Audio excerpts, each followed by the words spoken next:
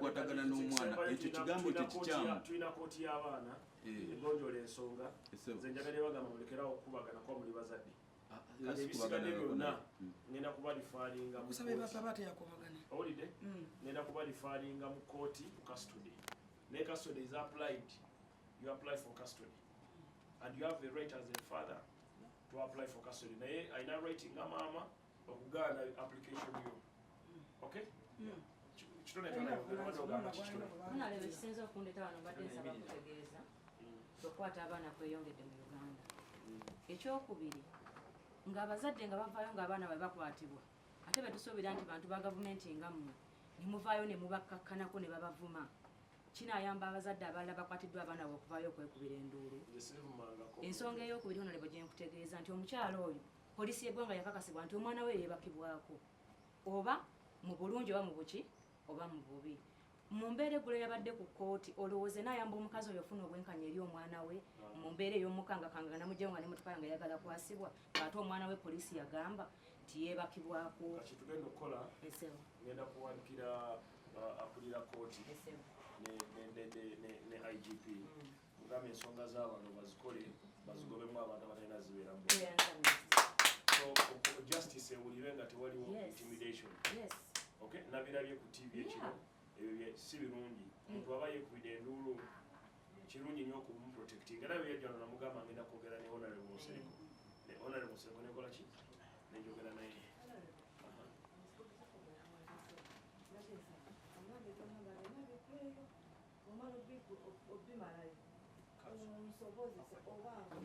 sikyabwenkanya wenvaano nga sikyogeddeeko kuba kyosoose okwogera nti bakwate omwana bamuwe bakwate omwana we 14 bamuwe kuba bamurepinga okurepinga abantu bangi bazze nga bagwa mu kikolwa ekyo era nga tukivumirira.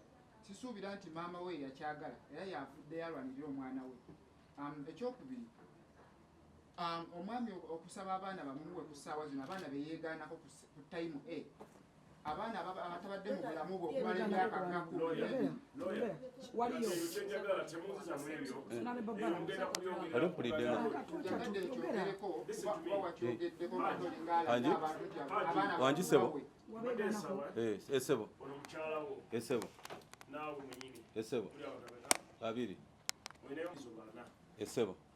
n'onafuna abantu ab'enkizo babiri mutuule wamu mwenna abantu ababagata babamanyi mukanye ku by'abaana muggyemu abantu bebbali bivuddemu sagala bibeeramu kyenjagala kiri kimu temutyoboola ddembe lyaki ly'abaana nekyokubiri tekwenkanya ki yagala bamale kusima kwebasa mutwe I'm not caught. I don't want to cross the line. My work is to advocate for protection of the children's right. The child must have school fees, the child must have medical, the child must go to school, the child must be protected, should not be defiled or raped. That is my work. So whoever raped a child, or whoever denies a child his right, I will fight for the child. Now, regarding there are matters of who to have custody of the child, I'm referring that matter to court. Thank you. And you have a lawyer, but before you go to court, I'm appealing to both family, mom and dad, sit together and remove all outsiders. Sit and agree on the way forward. Negeri gye mugenda okugobamu omusango gwoyo yakwata omwana wammwe mukukanyeko mwembi ng'abazadde. Ompulidde nnyabo. Tula n'oyo omwami nga muzadde nga tata w'omwana. Mukanye engeri gye mugobamu omusango ogwo engeri gye mugumalirizaamu. Seek dialogue over conflict, don't fight. Temulwana. Kubanga bino ensi mulwanira ensi mugenda kuvaawo enkya. Tolina kyewandekera nze nakulekera tolina kyewandekera nate olina kyewandekera You go to the other office of Irene, go with 2 of them, they discuss their matters from there. Then now you will come back and tell me what they have agreed. Listen to me. Get off Leonard Munsonga. Hajjati, kiriza Honorable Nze byange tebigenda wowe. Nze byebuuza nange ngenda wabbala. Kima jangu. excuse me, Uncle Balamu, ona agendere ko kuba musajja wasola mutuga. Jajjawe. Jagala babiri ono gwe mwadde musirikale nnyo. Otyo sebo ono ye mukulu w'ekitongole. It's okay, you go. You go to musirikale. You go. Kasana mwana wagendeddeko. Omwana akomewo. Omwana akomewo. Omwana avuma. Honorable Balamu, njagala kutumulira mu maaso okutegeeza nti abasajja banyiivu eri olw'okuba nti tebafiiriddwako. Abasajja banyigirizibwa, abasajja bali tortured on mind, abamu tebakyalina n'amaanyi g'abasajja mu buliri, abamu bagenda kwetta abalala bavudde mu ggwanga lyaffe, abalala bakyaye gavumenti eri mu buyinza bwa nsonga ki. Ebitongole byonna wano birina offices kababeere bakiggala kabe bakasiru. Tewali wadde office omusajja wayimirira aloope, tewali wadde ministry etwala abasajja. Bayina ebizibu batyakulopa Uncle Balamu envayo nenkwesibako tosobola kugamba abantu kituufu oba okwegaana wabula ngamba bugamba full figure kuba toyagala kuswala. Beyamena abasajja abali bwe batyo ba Hajji ba Sheikh babasumba abaki ab'ebitiibwa bakoze bizinensi zaabwe nga batya kuswala naye nga tebalina bwe baloopa babbiddwa. Tuyina ekizibu mu ggwanga Uganda, abakyala mwabawa obuyinza bungi ne mbawa sympathies era nga bwolabe makerere nti mubongerako nekino nabo baagala obwenkanya yessaawa.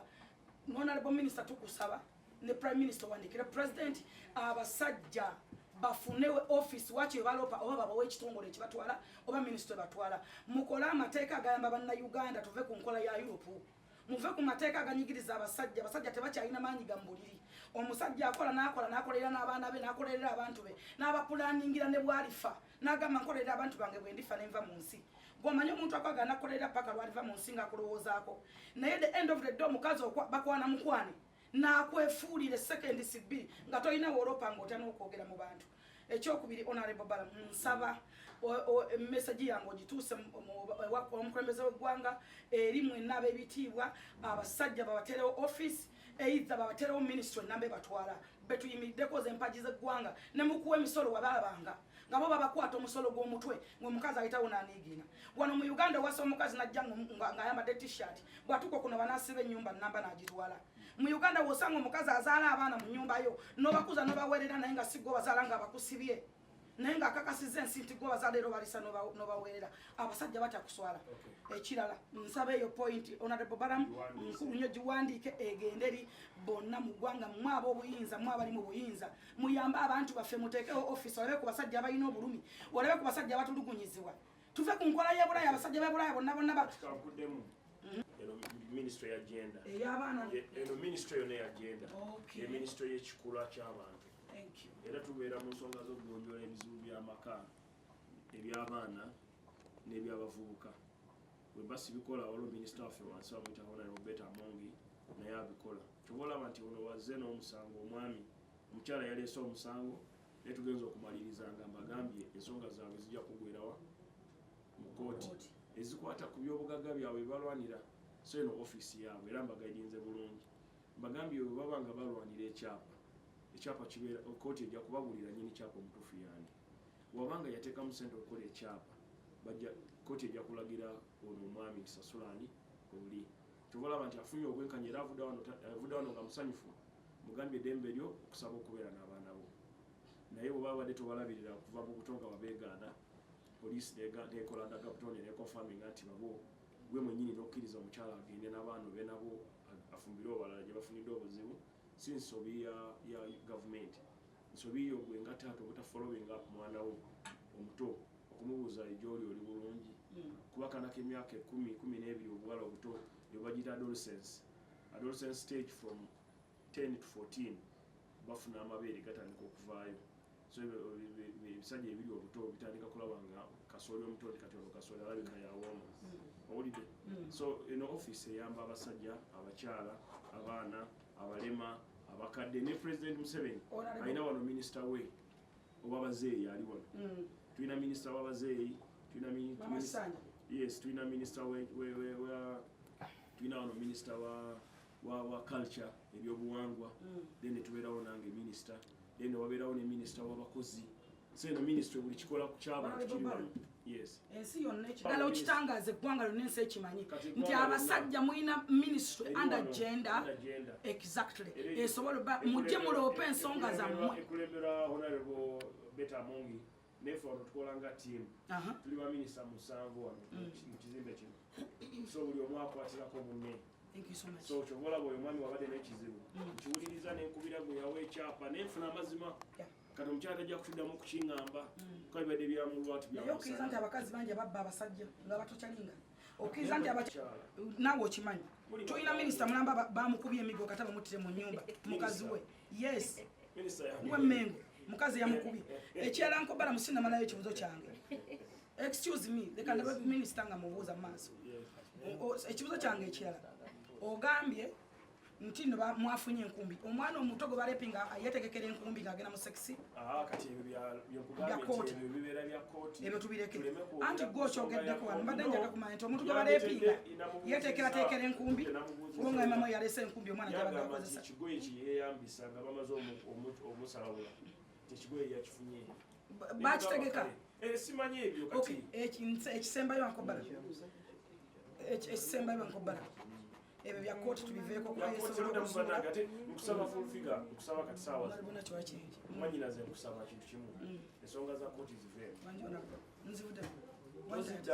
wadde ate n'ekirala ensonga z'abasajja nti omukazi yamututeko ekyapa gwe tewaliyo ng'akimuwa kati bo bagende babimale omusajja mugambi genda mu kooti mpuliriza nyabo yatwalako ekyapa yenna omulala mugambi oba yakitwala mwe mwali mwekola ebyamwe nze saaliyo genda mu kooti CID ekola CID webemaliriza ekola fayiro neweereza mu kooti naye ate ebyo byali ebyawo muntu ebyokutegeeragana ebiseera ebisinga tuziyita civil matters omuwa amagezi funa lawyer balawyer bangi tulina ba Muhammad Nsereko Honorable Lukwago Honorable Segona Honorable Mbabazi Honorable Kiwoli wa Kiwanuka balawyer law firms nyingi bagende bwe tobiyingira tofuka lawyer waabwe nayanza mukama wange ekisembayo taata onolaga nti omukazi alina right era akyusa national ID mu butuufu kyabuvunaanyizibwa oba omuntu atali muyaye mu kujjukujju kuba ne national ID nnya kuba kamalayo ekibuuzo kyanjagala kumalayo yakafumbirwa emirundi emeka lawyer sibuuza gwe excuse me sanga muntu yakazibwe excuse me lawyer please you just respect me I'm the one who no first wait hold on mwafunye chance nemwogera please hold on lawyer excuse me Uncle Balamu please onateka omukono wansi it's my time nabawadde obudde it's okay yes katireka nsi omukono honorable Balamu omukyala mu makaago naawe iwe maani tudde mu buntu tufunako obuntu nako okuswala mukazi wasobola okufuna ennamba y'akazibwe luutu oba natekako erinnya lyakazibwe ng'akyali mu makaago tannabakuwa wadde bagita batya mu busiraamu